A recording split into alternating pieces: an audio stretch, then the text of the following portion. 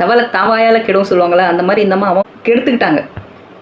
என்ன சொல்கிறாங்க, வெறும் 12 விஷயங்களை சொல்லிட்டு இது வந்து ப்ரிவியூ மாதிரி நாங்கள் பின்னாடி எக்ஸ்பிளைன் பண்ணோம், இதெல்லாம் ஆடியோ லான்ச்சான்னு கேட்குறாங்க. எதுவுமே சொல்லலை என்ன வேண்டியது.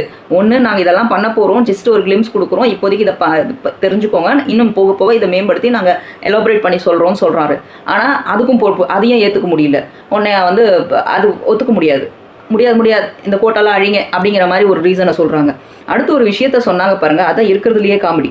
கோயம்புத்தூர்லேயும் மதுரையிலேயும் மெட்ரோ ரயில் வரவே இல்லையே, இதுக்கே அவர் குரல் கொடுக்கவே இல்லைன்னு. அதான் நல்லா மொக்க வாங்கிட்டீங்களே கோயம்புத்தூரில் நீங்கள் பண்ண பிரச்சனைக்கு.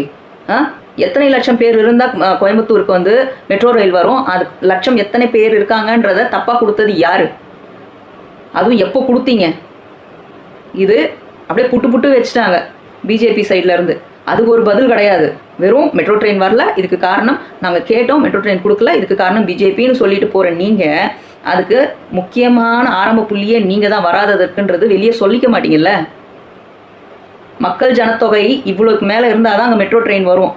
ஏன்னா அங்கே இருக்கிற மக்கள் எல்லாமே முடிஞ்ச அளவுக்கு பப்ளிக் டிரான்ஸ்போர்ட் காரை யூஸ் பண்ணிக்கிறாங்க, அந்தளவுக்கு கம்மியாக தான் இருக்காங்க. அங்கே மெட்ரோ ட்ரெயின் விட்டாலும் லாஸில் போகும். நம்மளுக்கு கொடுத்துருக்கு, நம்ம தமிழ்நாடு சைட்லேருந்து கொடுத்துருக்குற ஜனத்தொகை கம்மியாக கொடுத்துருக்காங்க. அவங்க வச்சுருக்கிற ஒரு கோட் வச்சுருப்பாங்க, மெட்ரோ ட்ரெயின் வரணும்னா இந்த ஊரில் இத்தனை லட்சம் மக்கள் இருக்கணும் அப்படின்னு. கொடுத்தது இவங்க கம்மியாக கொடுத்துட்டு மெட்ரோ ட்ரெயின் கேட்டால் எப்படி கொடுப்பாங்க?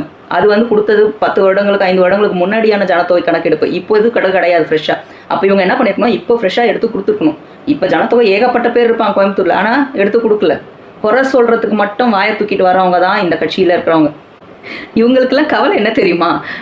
தமிழக வெற்றி கழக தலைவர் விஜய் அவர்கள் தற்சமயம் என்ன பிளான் வச்சிருக்காரு மக்களுக்கு, அது தெரிஞ்சுக்கணுன்ற ஆர்வம் தான் இவங்களுக்கு. அது தெரிஞ்சால் மட்டும்தான் இவங்க வந்து அதுக்கேற்ற மாதிரி இந்த சொல்லுவாங்கல்ல, காப்பி அடிக்கிறதுன்றது, இல்லைன்னா அதை வந்து எலாபரேட் பண்ணி நாங்கள் கண்டுபிடிச்ச திட்டம் அப்படின்னு சொல்லணும்ல. புதுசாக ஏதாவது வச்சுருப்பானோ, ஏதாவது மக்களை கவர்றதுக்கு புது திட்டங்கள் ஏதாவது வச்சுருப்பாங்களோ, முதல்ல அதெல்லாம் வெளியே கொண்டு வர வைக்கணும். அது நம்ம செஞ்சோன்னு சொல்லி நம்ம முன்னாடியே செஞ்சிடணும், அவங்க ஆட்சிக்கு வரதுக்கு முன்னாடியே நம்ம செஞ்சிடணும். இப்படியெல்லாம் பிளான் ஓடுது போல இருக்குது. அதனால தான் என்னன்னு சொல்லுங்கள், திட்டங்கள் என்னன்னு சொல்லுங்கள், என்ன பண்ண போகிறீங்கன்னு சொல்லுங்கடா. ஏன் அவர் வந்து ஆட்சிக்கு வந்தப்புறம் தான் அந்த நலத்திட்டங்களை செய்யட்டுமே, உங்களுக்கு ஏன் அப்படி மூக்கு வேர்க்குது? அது என்னன்னு தெரிஞ்சுக்கிறது இல்லை. இந்த பக்கத்துல எல்லாம் இப்போ தெரியாமல் நம்ம ஒருத்தங்கிட்ட சொல்லிட்டோம்னு வச்சுக்கோங்களேன், ஒரு சீக்ரெட் இருக்குது, நான் சொல்கிறேன், கொஞ்சம் நேரம் கழிச்சு சொல்கிறேன், நான் நம்ம அது என்ன சீக்ரெட் சொல்லுங்க அப்படின்ற மாதிரி. அந்த மாதிரி தான் திராவிட முன்னேற்ற கழகத்தில் இருக்கவங்க எல்லாருக்கும் மூக்கு வேர்த்துக்கிட்டே இருக்குது. நேரமும் என்னமோ பண்ணுறாங்க, என்னன்னு பண்ணுறாங்கன்னு தெரியல. தெரிஞ்சுக்கணும் சொல்லுங்கள். அதாவது இதெல்லாம் சொல்ல வைக்கிறதுக்கு இதெல்லாம் பிளான்.